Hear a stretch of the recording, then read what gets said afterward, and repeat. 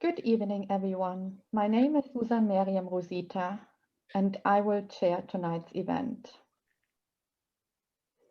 I'm the creator of the Syria and Silence project at the University of Oxford. I'm also a research fellow at the Faculty of History, supported by a grant by the Calouste Gulbenkian Foundation and an affiliation with Pembroke College. And I'm the college chaplain at St. Hilda's College.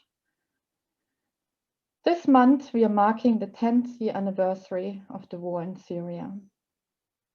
In March 2011, 10 years ago, Syrian security forces detained and tortured a group of Syrian children and teenagers accused of painting anti-government graffiti in Daraa, prompting peaceful protests in the city. After families recovered the mutilated bodies of Tamir al-Shari, 14 years of age, and Hamza Ali al-Khatib, 13 years of age, detained in a separate incident, protests spread across Syria. For many, the story of the war in Syria begins here. It could have become a story of freedom, of a peaceful revolution, but instead it became a story about a war against the people of Syria, of one of the greatest humanitarian disasters of our time. Out of a population of 20 million, nearly 7 million Syrians fled Syria in the last 10 years, and another 6 million Syrians were displaced within Syria. Nearly 500,000 people died of the conflict, and countless children, women and men were tortured, raped, and maimed, leaving them scarred for life. If you were a 6-year-old child about to start school in Syria 10 years ago, you are now 16. Chances are that you have not seen a classroom or a school from inside. If you were a teenager in a high school in Syria 10 years ago, chances are that you never had the chance to get the necessary qualifications to enroll in a British university between leaving Syria and arriving in the UK, and so on. Since the pandemic started, many of us are worried about our own children and their education, the mental effects of living in isolation. We are worried that we have not seen, hugged, or eaten a meal with our parents, grandparents, let alone our friends. In a way, we have now all experienced what forced migration or exile feels like. Ours was one of inner migration, of inner exile, but we are still wondering what the long-term effects on our bodies and minds will be like.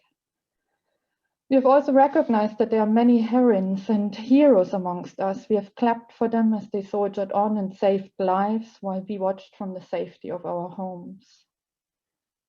Now imagine 10 years of living in fear, living without or little education, living without knowing whether you will ever be able to see or hug or eat a meal with your parents or grandparents or friends.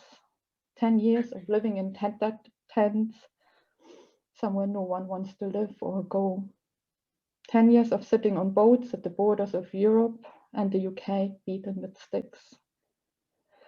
During these past 10 years, Syria's people have endured some of the greatest crimes the world has witnessed this century. We have seen this in real life and in real time on our television screens and on our social media feeds. We have watched them struggle and fight for their survival and their lives, and yes, also the right to have rights, as Hannah Arendt once used that expression for refugees of her own time. And we have watched all of this from the safety of our homes. The people of Syria deserve to be clapped. They deserve to be applauded.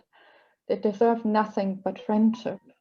And by friendship, I mean, and maybe this is the Quaker in me, the love and affection and care you give your family, but extend to strangers. This is friendship. With our event today, we want to extend our friendship to those friends from Syria who are with us tonight, and those who might watch us today. We want to say we are here for you and we see you.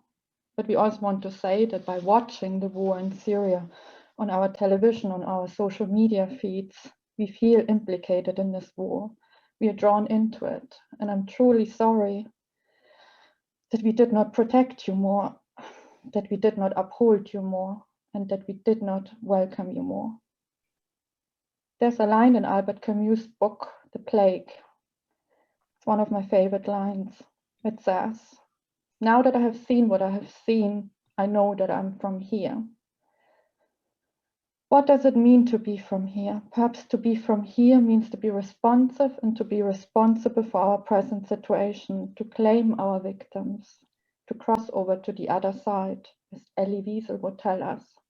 Perhaps it is to acknowledge that it is no longer important where the victims come from, that we all belong to the victims. And with this, I would like to ask you all, my friends here on the screen, but also our friends back home, to join me for a minute of silence and remember all of those people and hold them in the light who are affected in one way or the other by the war in Syria. Now, please join me for the silence.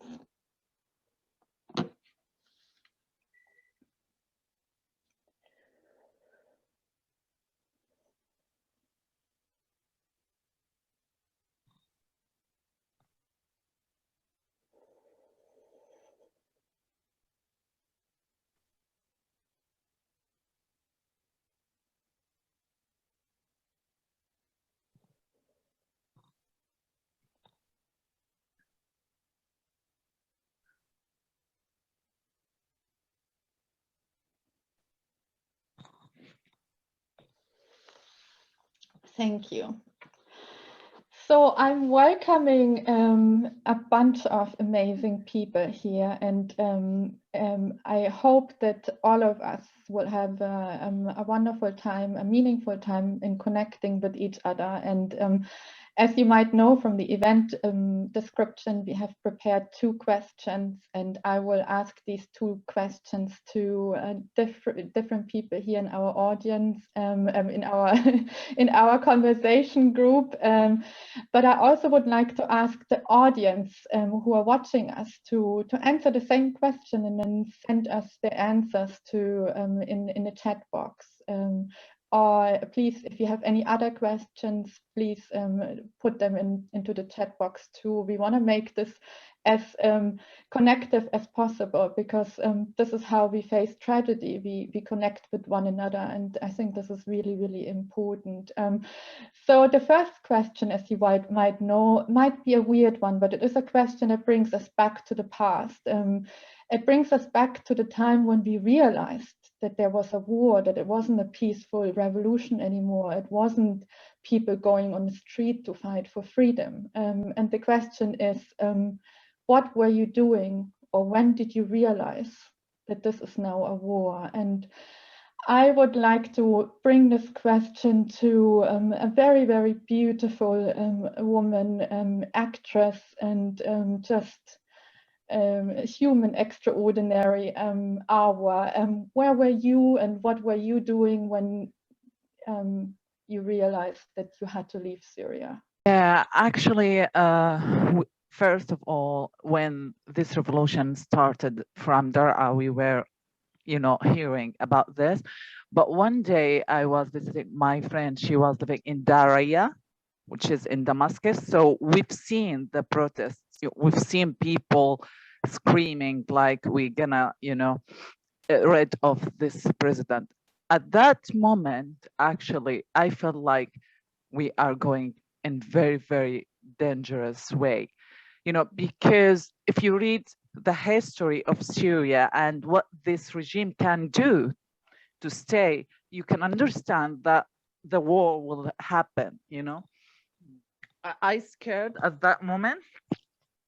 Some of my friends were happy, and and some of them like the same as me, but personally that moment I can't forget it. Like I've seen it for first, and I think was last time. Later on, because I'm from Yarmouk camp, which is particularly for Palestinian refugee, and there the regime started to bomb that area. So we faced the war. People there faced the war immediately, because actually we didn't know there in Yarmouk camp, there's some group hiding, you know, against the regime. So we had no idea why regime just bombing us.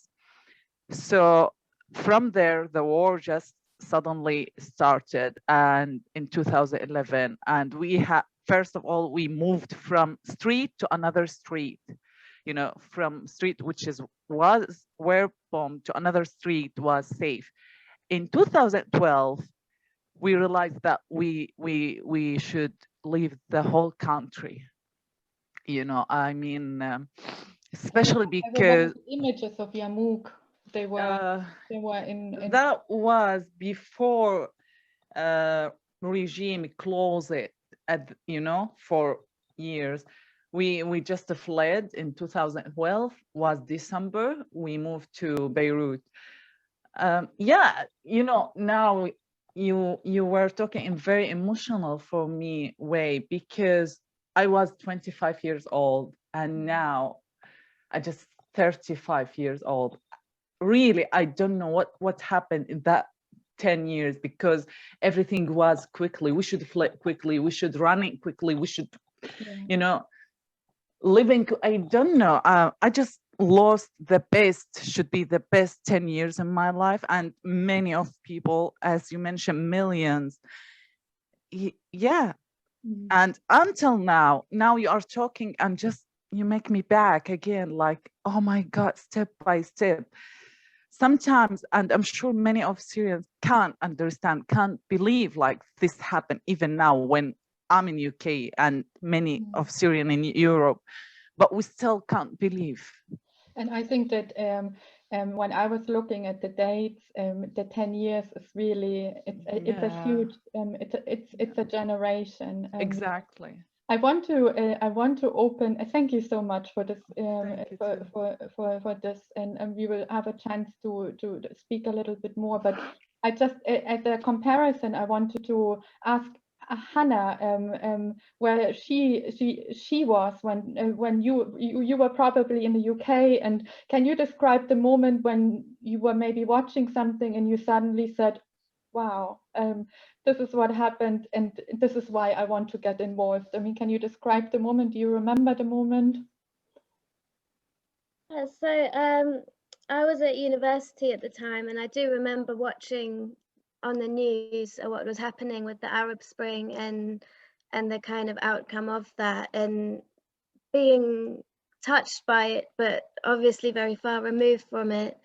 And I think it wasn't until actually a few years later, maybe 2 or 3 years later, I was watching a documentary about the Zaatari refugee camp. And that's for me when it really hit, because I had been working in a refugee camp with people from Thailand and Burma, where there'd been a long civil war, people who had just been stuck waiting in this refugee camp and for decades, just waiting to be resettled to another country. And when I saw the Zaatari refugee camp, just the scale of it, and the same stories of people who are just waiting in limbo, desperately wanting an opportunity for their family, for their children, to be able to live. And because of, I mean, it was touching for anybody, but particularly because I had just come from a refugee camp where people had been there for decades. I think that's where it really hit me that the UK has to do something more, that we weren't doing enough. And thankfully, not thankfully, I mean, it took another few years before it really came into the consciousness, I think, of this country. Sadly, it took the mass migration of people to the jungle, so-called jungle, and the photo of Alan Kurdi to really hit the British consciousness. And I think that's when we kind of were truly awake. And the UK still has promised to take on 30,000, but still, I think only 17,000. And now excuses are made because of the pandemic that, you know, repatriation into the UK is being a little bit delayed, but whereas we are talking about the humanitarian disaster, it gets even worse during a pandemic, so it gets even more important to bring people here. But yeah, we will hear a little bit more about your work and how other people can get involved, especially UK citizens, in the second section. But I just wanted to go and ask Wissam, who is a very lovely architect in Cambridge with incredible academic portfolio. But I just wanted to ask you this personal question too. I mean, where were you? What did you see? I remember my father left during a similar situation in Turkey, and I asked him what did he eat when he realized that he had to leave, and he still remembers exactly what he ate. You don't have to answer that, but you get the you get where I'm getting at. Yeah. Thank you, Miriam. No, thank you so much. Oh, okay. So I was actually when I realized that this is going to be a war, I was outside Syria myself. I visited. I was in Copenhagen for an internship in architecture and an architectural firm, and I was there for my second visit, which is another internship or an extended internship. And I realized that through talking with my family that day, and we joke about it all the time between us, that you'd have your parents saying nothing's going on, and you would hear in the background shelling and bombing and helicopters flying, and that was the case in my case. And I remember that we finished the call. I booked off flights for all of them to go to Egypt and where my brother lives. So it made a lot of sense back then. That's in 2012, I guess. I assume it was March 2012, so 1 year after the revolution started. Yeah, and yeah, so I've booked for all of them, and I was, of course, nobody wanted to move, especially my parents. They didn't want it to leave that day, but I sort of insisted in many different ways. How many days between the phone call and the ticket? It was just 2 days after the phone call. So they wrapped I up could, their lives in 2 days. Yeah, I could see that the area where they live now, which is Jobar, next to Damascus, just the outskirts of Damascus, we could all see that this is going to be a very hard time on the region. So effectively, when they were on their way to the airport, they had to change different routes because of snipers or shellings or whatever that was. And I was on the phone trying to get them the right direction. And so back then I realized that, yeah, this is going to take a long time to probably get back. Well, for them, it was just a 2 months sort of trip, of course. That's how we sold it to them. It's going to be 2 months. You're going to have great time. You'll go to the pyramids. You'll see the phonics, and then you'll go back. But yeah, here we are. So yeah. Still in Egypt. Yeah, they're still in Egypt. My parents are still in Egypt. Yeah. 9 years later. Do you know what happened to the house? Oh, it's gone. Yeah, it's gone. Yeah, but I always say this, like, we were the lucky ones. Some people were not as lucky. So I'm grateful we made that move, and yeah, we're all fine. Although, like, we're all over. Some people are in Germany now, other in Sweden, other still in Egypt, but we're all fine, and we're the lucky ones. Thank you. Thank you so much. It's quite incredible to wrap up your whole life in 2 days. I would have lied to my parents too, I think, but yeah. I want to bring this to our lovely playground theater people, Amanda and Anthony, also speaking, more from a UK perspective. And both of you, what were you doing? When did you realize it? When did you realize that a war is happening? And when did you realize I need to do something? Yeah. Anthony, if you want to go ahead, you can go ahead. Well, I should say that the playground theatre didn't even exist when the war started. So I'm afraid actually I wasn't even at the playground. I was doing I was about to open a play at another theatre I was running called German Street Theatre, and I remember hearing about what was going on the news. And actually, I have a family, Egyptian family. So my stepfather's Egyptian, so I was sort of quite connected into what was going on there. But I heard what was happening, but what was going on in a sort of parallel world over here there was the usual nonsense you get around productions opening. And it was only really later in the year I was doing another play which was about called The River Line, which was about escaping Allied soldiers during the Second World War, and it was about their escape line. And I really then started to focus on the idea of people trying to escape from the place that they were a war zone and how to get out. And I became quite connected into. I did quite a lot of research at that time about how people were trying to leave the country. And I don't know what the time scale was at when we really became aware of people trying to get in. I know you just mentioned the very few amount of people that have ended up being able to come to the UK. I don't think any had come at that stage, or very few. So probably they're like Arwa, they were on a sort of stepping stone to hopefully finally get here. So that was my experience of it, and I wanted to be active in it, and I'm really pleased now that we are active in it as the playground to be working with Syrian Voices.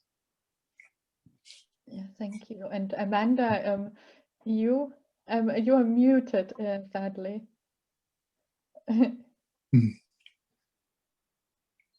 So I think I'm probably quite representative of a lot of British people in that, at the time I had a 10-year-old, an 8-year-old and a 4-year-old. And I think I was working at Theatre 503 at that point, which is where Anthony and I originally met. And I'm not sure if that was the year we did a play called The Mountaintop, which was about Martin Luther King. And so that was a big theme at the time. But I feel really embarrassed that I don't really remember when I first I knew there was a war going on, but I think because it didn't really touch me, which is awful, I didn't, other than I remember thinking we couldn't get lovely soap anymore, which is just awful. But when it started to really sink in, I was working like Anthony on a play called Kindertransport, and which was, about the children that were brought over in the Second World War. And we lobbied with Alfred Dubs to bring more children over because, extraordinarily in the Second World War, with no internet and no mobile phones and no, all the sort of incredible technology we had now, they brought 10,000 children over. And yet I think Theresa May was only allowing 3,000, and then in fact she only allowed 1,000. And it was just, being part of that play and sort of really engaging with the idea of, and at the time, thousands of children are going missing, Syrian children were going missing in Europe every year. So that was just horrendous. And at that point I started to engage with it a bit more.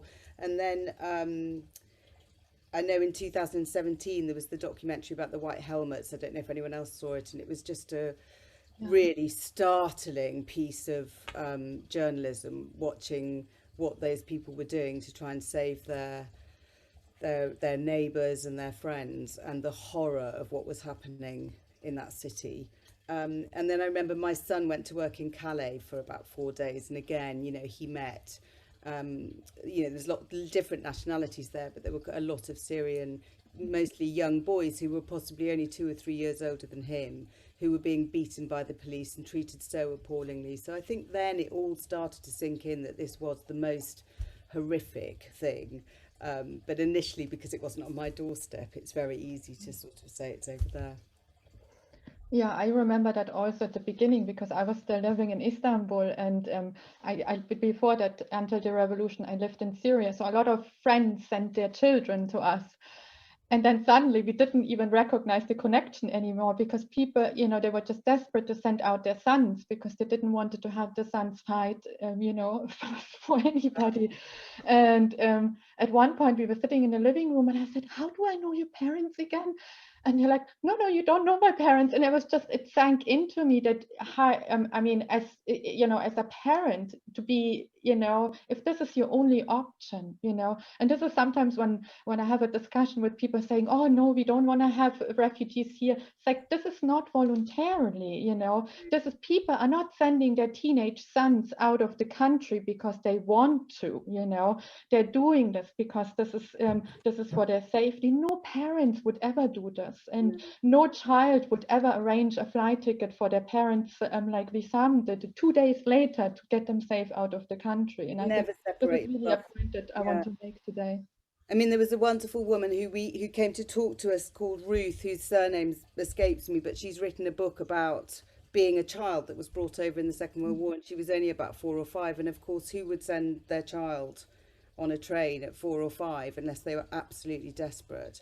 And she is now, you know, an old lady. And I remember just vividly her saying, until society learns to deal and treat refugees and people fleeing with great respect and humanity, we'll always have unrest. And her theory was that it's not the people who are fleeing who will be angry, but their children and their grandchildren will be so angry on their behalf that they were treated so disgracefully. And so, you know, that was, it's really stuck with me, that her saying that. I think it's Ruth Klinger, but I might be wrong about that. But I want to thank you so much, Amanda, and also, you know, for being so honest, because I think that's also part of the story, is that, you know, we need to be accountable to things that, you know, we haven't done or realized too late. So I wanted to bring this to Abdurrahman, who is also the creator of a wonderful, I think, an app, a fascinating app for incoming Syrians who want to find their ways through this very complicated jungle called the UK legislation. Actually, I would like to be part of that app too, because it's really, sometimes it defies me here, applying for anything. So first of all, thank you for creating something like that. And yeah, so question to you, where were you? What were you doing? What were you thinking when you knew that you were no longer safe? To be honest, I was only 13 years old. I was finished like the primary school, and I didn't have a chance to continue. So I think at the beginning, from the first day, I was like supportive to the revolution, because I was hearing my parents and other people talking about what happened in Syria in 1982. So I was hearing that there were a lot of things going on. So I understood that this regime, I fully understand that this regime will do everything to stop us. But I was always saying to my parents, our generation is stronger than your generation and we will win. So to be honest, like maybe I could at that age, I wasn't understand that the power of the regime and what they can do. So I wasn't imagining that they could like bombing us or shelling us or using the helicopter or any other kind of weapon to kill their own people. So I think in 2012, I participated in the first demonstration. So at that age, I was like 14 or something. And I remember how the police were running after us when they just came and just we start running. So, but to be honest, I was seeing that what happened in Daraa, what happened in Damascus, what happened in so many areas. And I was saying that Aleppo should also like support other area, because in Aleppo we participate lately in the demonstration and revolution. So I was trying my best, like maybe we were like 7 or 8 people just in small demonstration, walking in the street, just, and then we become bigger and bigger and bigger until like the whole area, they were going out without fear, without scare. So, but from the first moment that we know that something will happen, but we said that we are ready for it. We couldn't imagine that it will be until this level. but we said that we should like the freedom it deserves, like, and we also like, we were saying that if you want to get, maybe for Arabic country only, if you want to be free, you will should pay blood, because without blood in Arabic country, you will not get the revolution, will not get the freedom and dignity. So, but to be honest, I wasn't imagining that we will get this level. And I think in 2012, when I saw the first tank enter Aleppo, that I realized that, okay, there is nothing like before. Now is different. And also we were traveling from cities to another city. So for example, I was going to Idlib. So and I was seeing the regime and armies all over the way, in the middle of the city, in the entrance of the cities. So I was seeing that, oh, everything this happened just because we asked for freedom.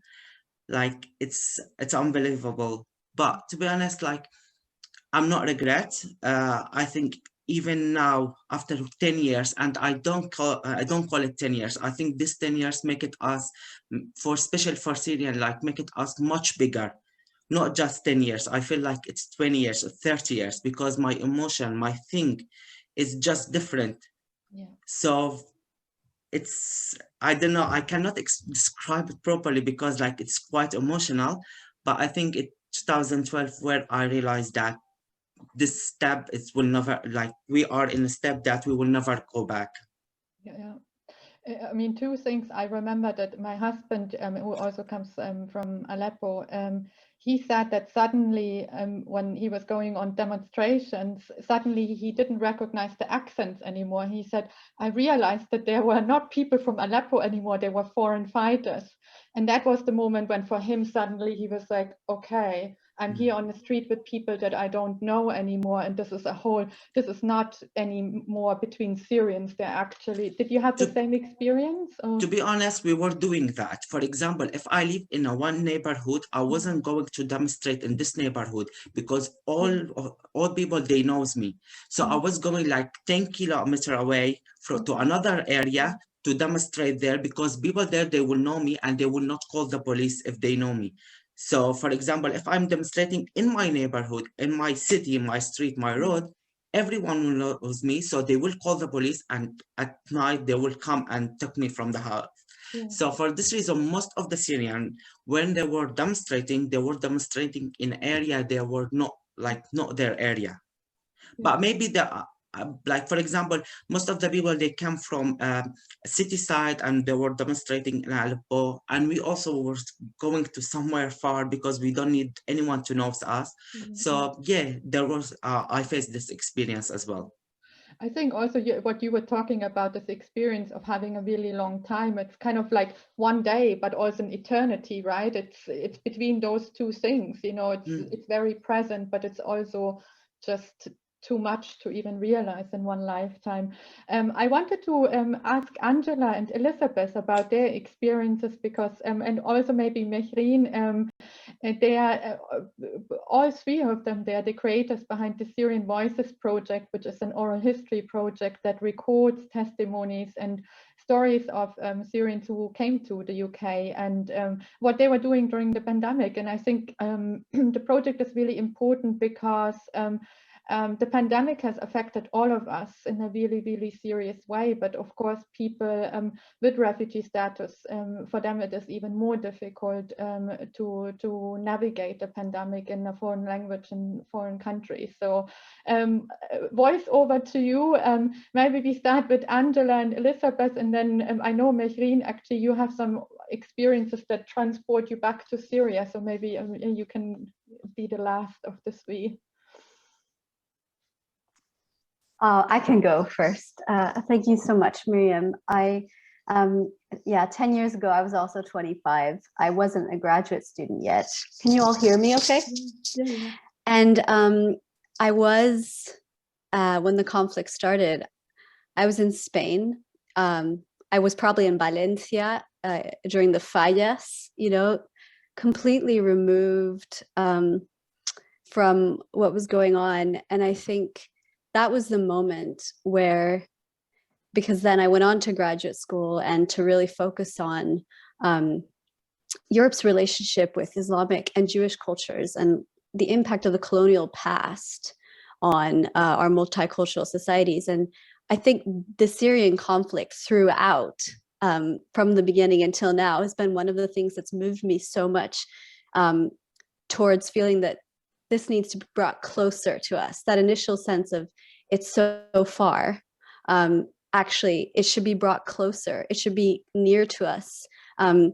We should connect with it emotionally. We should feel that these are fellow human beings. We should try to relate. We should listen. I mean, the Syrian Voices Project is all about listening to the stories of Syrians and Syrian refugees in the UK. And I think that's what has come out of this for me, and the direction that my research has taken is the need to bring, I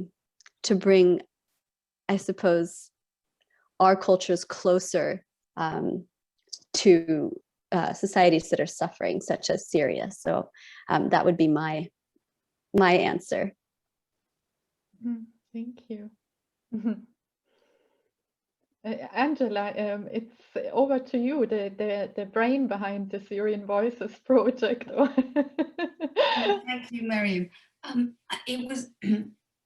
That was my first understanding of it was, as Hannah said, and as Elizabeth and Amanda, something going on very far away. And I was just deep in studies about a conflict of 90 years ago, sort of Spanish Civil War conflict. And I think my thought was very much on the academic, intellectual level, which was, I didn't know how things would resolve themselves, but I knew that it would be protracted. And I knew, I could understand that it would be difficult, but it didn't touch me, I don't think, until I was teaching in about 2015, and a course which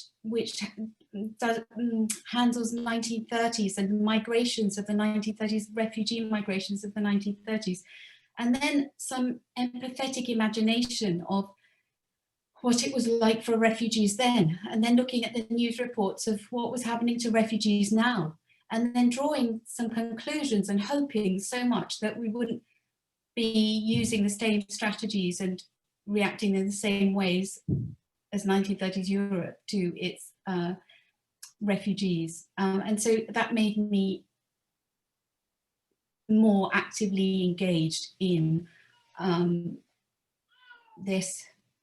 And then it was only during lockdown, when we had the lockdown, and then the Centre for Gender and Identities was having meetings about what lockdown meant to different communities.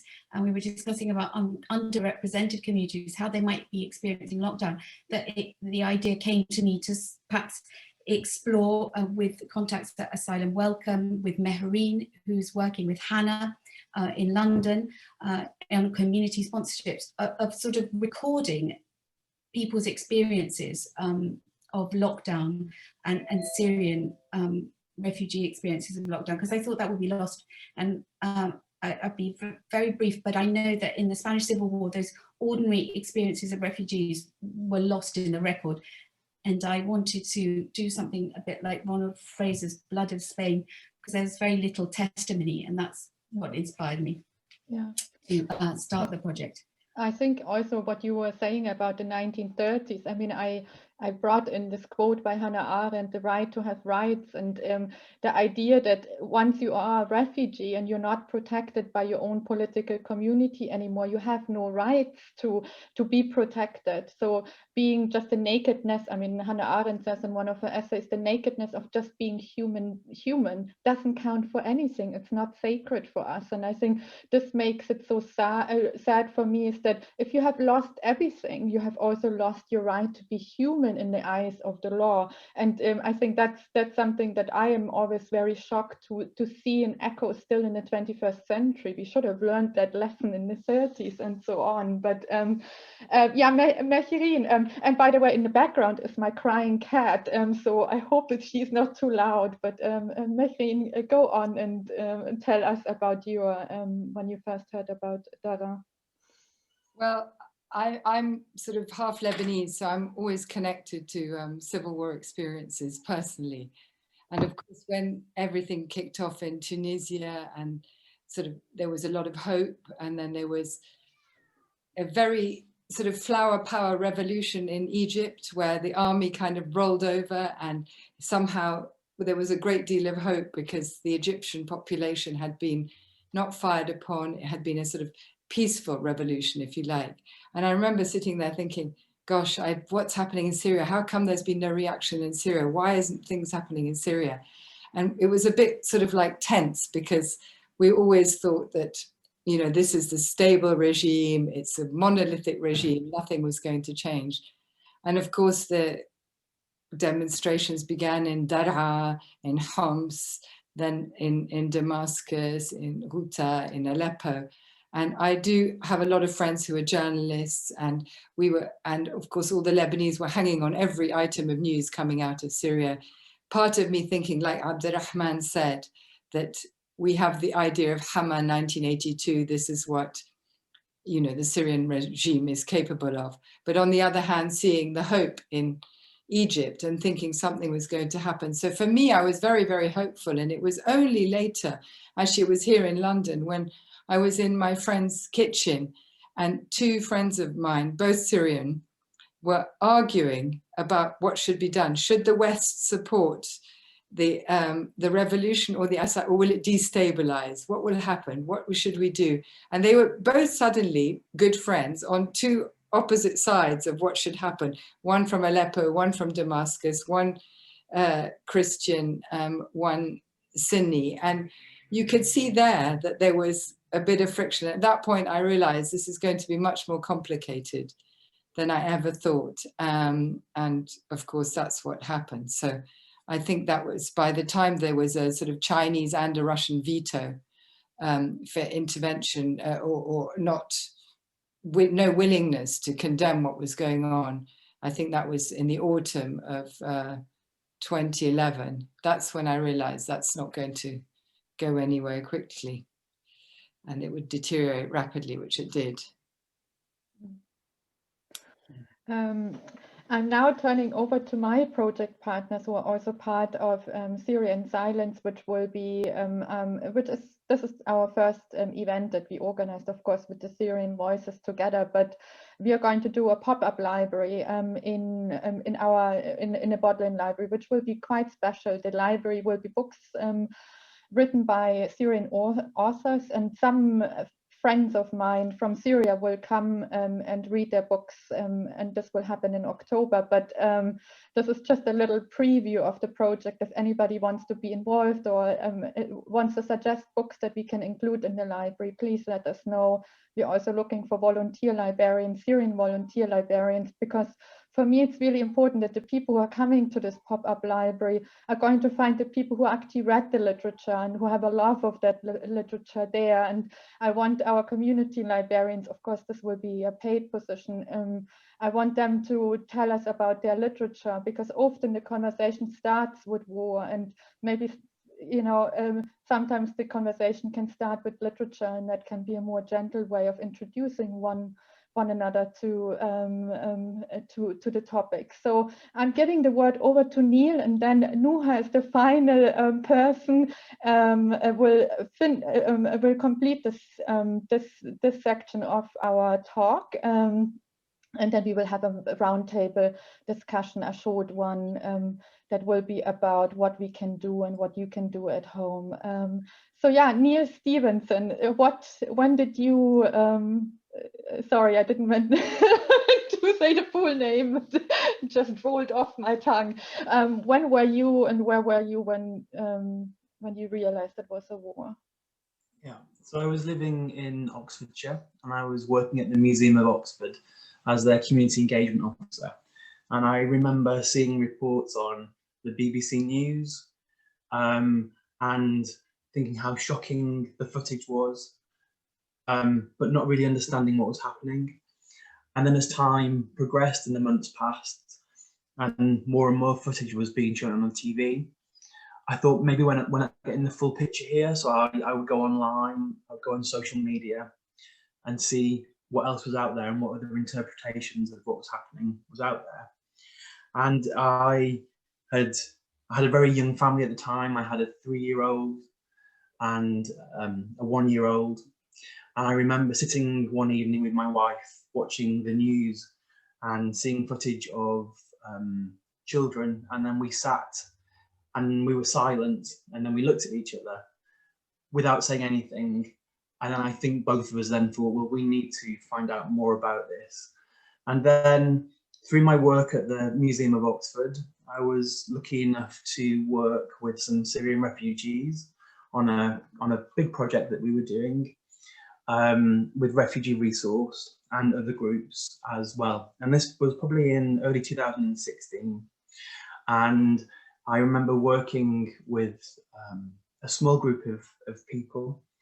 And one afternoon we were talking about our homes, where we were from, where we grew up, and just chatting away. And probably one of the most powerful things in my whole career I heard that afternoon. And it was a Syrian lady sharing a story about her garden at home. And she had with her a little bottle of jasmine oil. And she talked about the jasmine tree that she had in her garden and the importance of the jasmine oil and how they would share that as a family. They would flavour their water with the oil, and she passed the oil around and we all added it to our glass of water and we all drank it. And I thought that was a very powerful and a very moving afternoon, and something that I've never forgotten.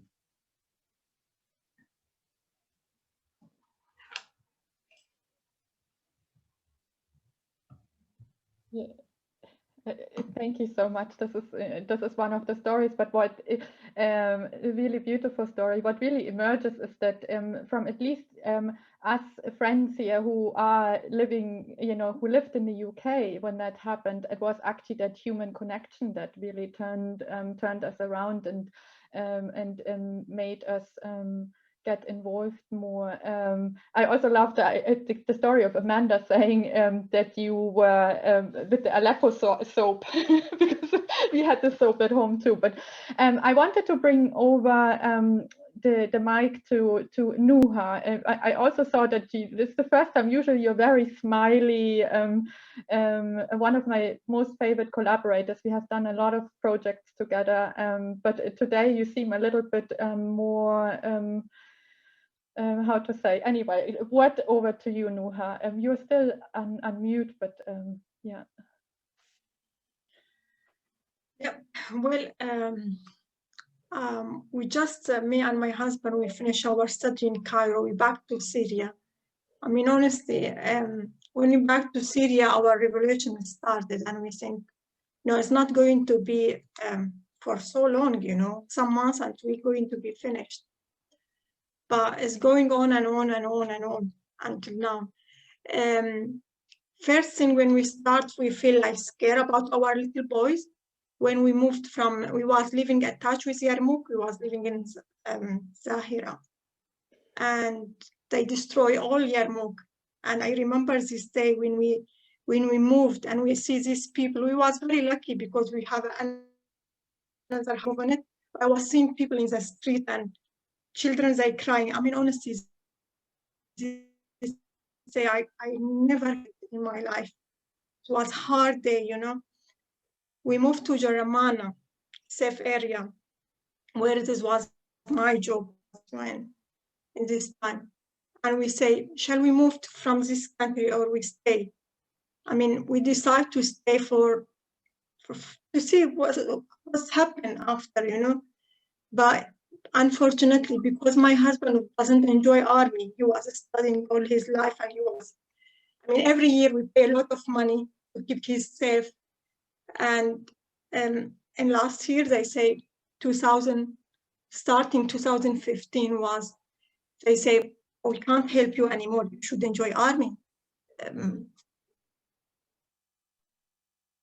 Who is getting help you anymore? And I feel like, no, it's now I'm very scared about my little boy. If he's that gun, like, what I will do, And we decide, they give us 1 week. I remember 1 week, you should be out of Syria. If not, you will be in jail, because I asked him.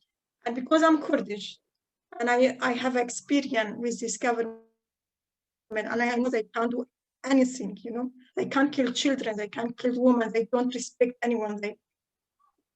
We have already very bad experience before this revolution, you know. And yeah, my husband decided to go to Turkey. And also it was a very hard journey to arrive to Turkey. And from Turkey, he came to here. And yeah, after 1 year and a half, we enjoy him to be here in Oxford. You were 1 more year in Syria, right? Yes. Yeah, 1 year and a half without my husband. Yeah. Yeah, my little boy was 4 months, and when we enjoy him, he was yeah, year and nearly 2 years. He doesn't recognize his dad. Yeah. That's yeah. It reminds me of a story that I once heard from Alexander Etkin, who is a writer who writes about the Gulag. And there's a story in his book where he says that the grandfather came home from the Gulag in Stalinist Russia, and nobody recognized him anymore. And that was for the grandfather even worse than the years that he had spent there. If your family no longer, you know, recognizes and knows you. No, thank you so much for sharing this. And also, Nuha, you're doing incredible work with supporting. You have this wonderful group of Syrian ladies called the Syrian Sisters, and you're doing a lot of work for the community around here. And I mean, bless your heart. This is really, I'm really thankful and grateful that I can be a friend. And I wanted to open up. We have John Dunstan told us that it is Amanda, for you. It is not Ruth Klinger that I thought, but it could be Ruth Barnett. This was, yes, right, Ruth Barnett. Thanks, John, for letting us know. So the public, if they want, they can send us questions in now. But I also wanted to bring, have our friends from Syria now. This is more the open talk. If you wanted to tell us about your projects or wanted to do something, need some support, please let us know. I have already mentioned a little bit about Abdurrahman's wonderful project, and we have the page in our chat. But I wanted to ask Wissam whether you can talk a little bit about your project, but also tell us what you need and how we can support you. And yes. Thank you. Great. So I don't know, there are many many things that I'm trying to do. So basically, I've just had my viva for my PhD 2-3 weeks ago, and and it went well. So right now I work on another type of migration, which is knowledge migration and construction. I'm interested in how we can learn from each other when it comes to building, to support sort of construction under these emergencies of climate emergencies, basically. Part of my research was also about the construction after the Spanish Civil War. So, and the use of building techniques there, and also in some other parts of the world. So I trying now to associate a school for building crafts that span across the Mediterranean, and basically help people in the Middle East or exchange knowledge between the Middle East and the northern side of the Mediterranean, as well as the north of North Africa. The school is Cerca. It's actually in Valencia, Elizabeth. So it's where you were when we've mentioned Valencia. Yeah, it would be great if, I mean, you can probably, I've just pasted the link to the panelists, so you can probably pass that to. We're having projects now in Jordan and in Lebanon already. We're probably gonna do some things also in Morocco. And yeah, so that's basically it. The Syrian, I mean, all this is, of course,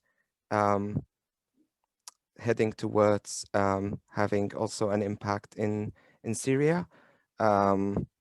I think there will be time with which we will need a lot of knowledge on sustainable construction. But yeah, so that's basically the plan. Oh, that's wonderful. I hope we can invite you again just to hear an hour or two about the project. But thank you. It sounds absolutely fascinating. Thank you. I do agree that knowledge exchange is sometimes the best way of bringing people together.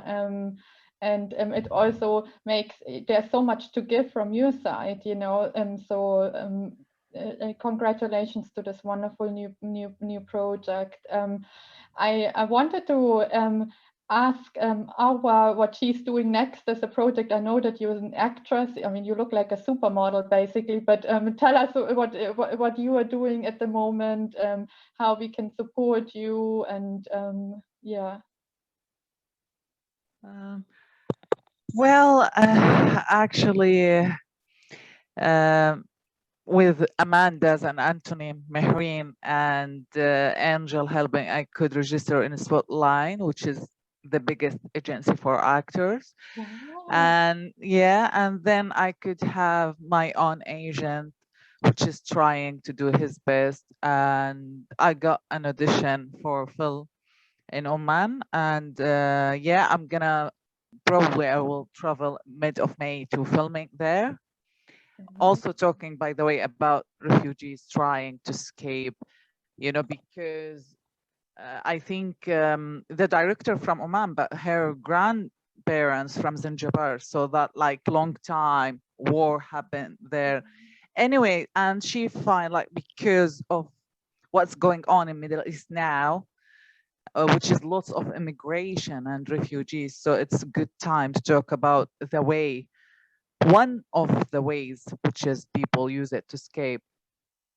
And yeah, actually, I do believe of art that can express all tragic things. Recently, I watched Schindler's List, and I appreciate Steven Spielberg's work and how, you know, we can just like really know more about others' tragic, others' story. I think in Middle East, we couldn't express our cases yet in a good way. And we are trying by many projects to talk about refugees and the event and what's happened.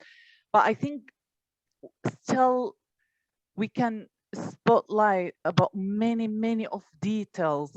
Yeah.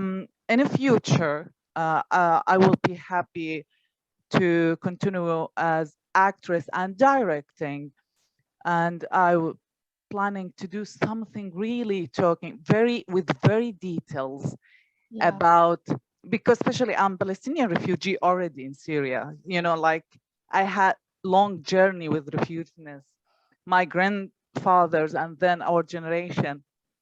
So actually Steven Spielberg with Schindler's List film, that the great film, make me feel like we have responsibility to talk about our cases very seriously, and do more for that.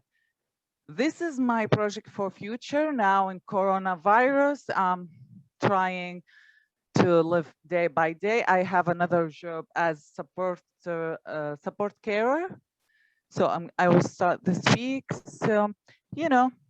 Yeah, but I mean, you're really right, this magic of storytelling, and I do agree. I mean, recently quite a few, I volunteer at a cinema here in Oxford, and recently we had quite a few films about Syria, but it's really true that we need more films from the Middle East, also spoken from a gendered perspective, done by women, played by women. We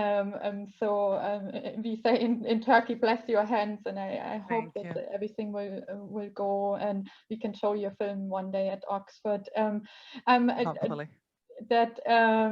Hannah, you're doing something very practical that everyone can kind of get involved in. And I also wanted to say that Amanda probably has to leave us, but she left us a little comment that she's looking for us, a playwright from Syria, for production at theater. But and now over to you, Hannah.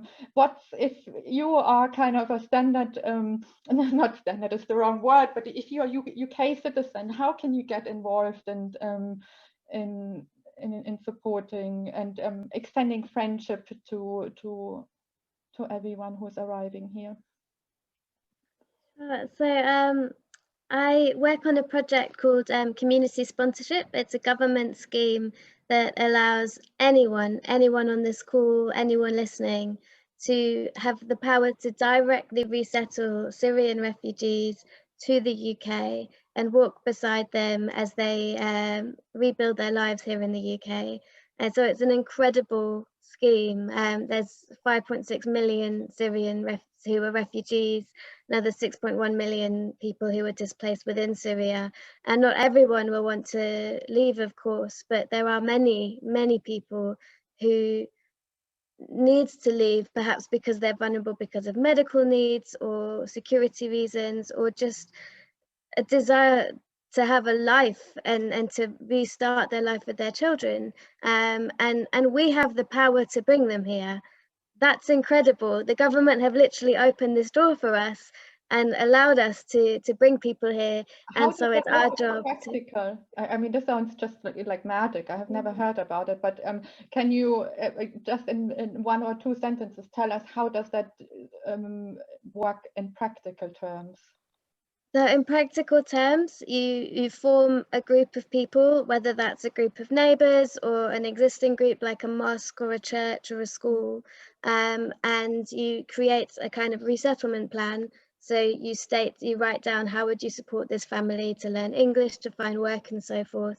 You find a house for them to rent, and you raise a small amount of money and you apply to the Home Office to resettle.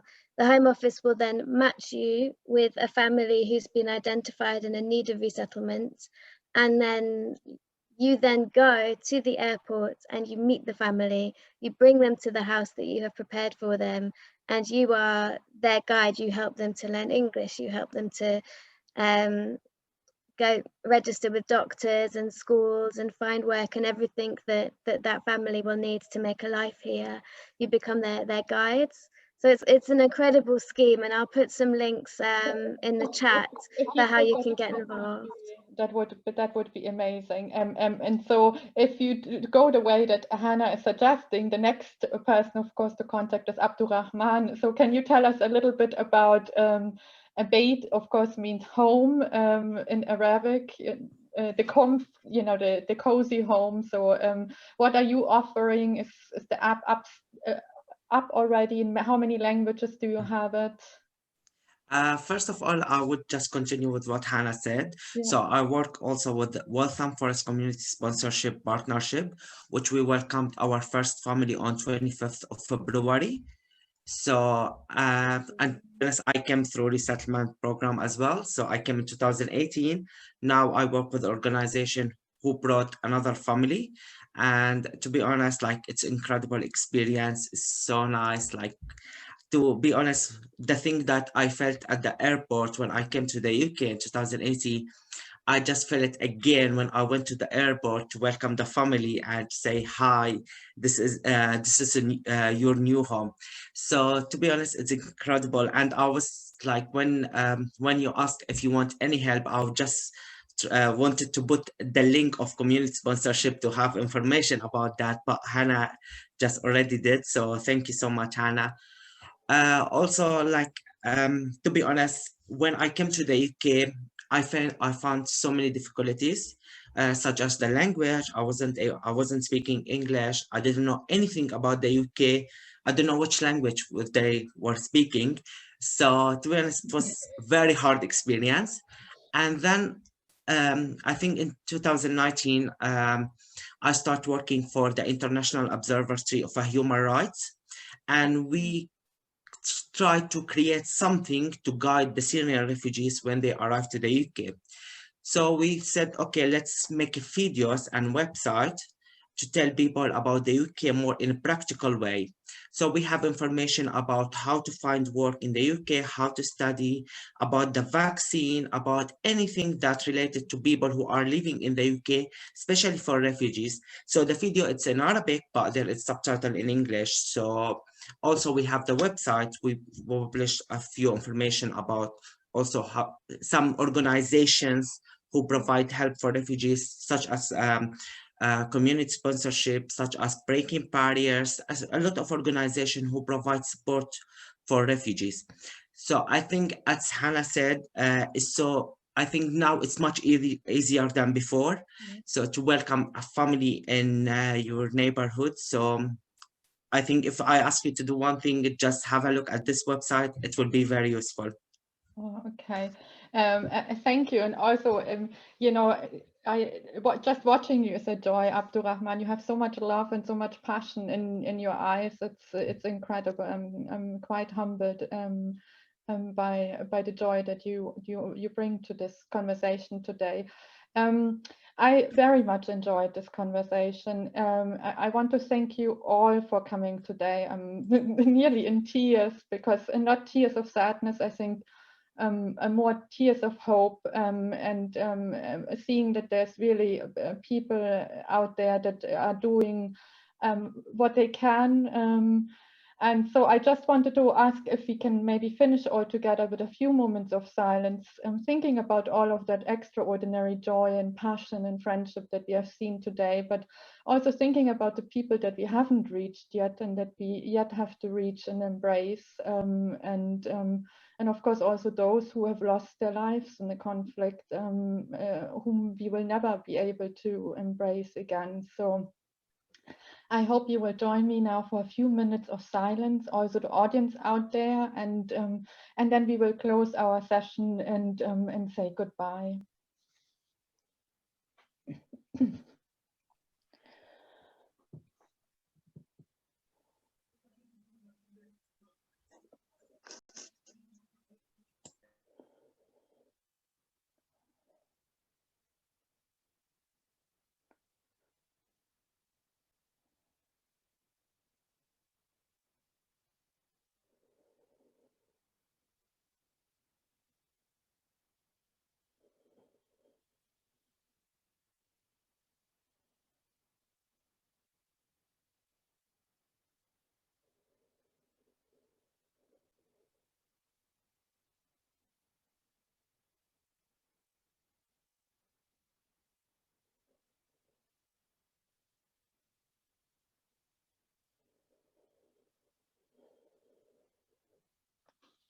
Okay, thank you. So we are saying goodbye to you on the other end of our screens, and I hope that you have copied down the links. If you don't, you can send me an email, or you can, once this podcast is up on the YouTube, we will have all the links and names of our participants below the video. Thank you for joining in tonight, and let's do better, and yes, goodbye.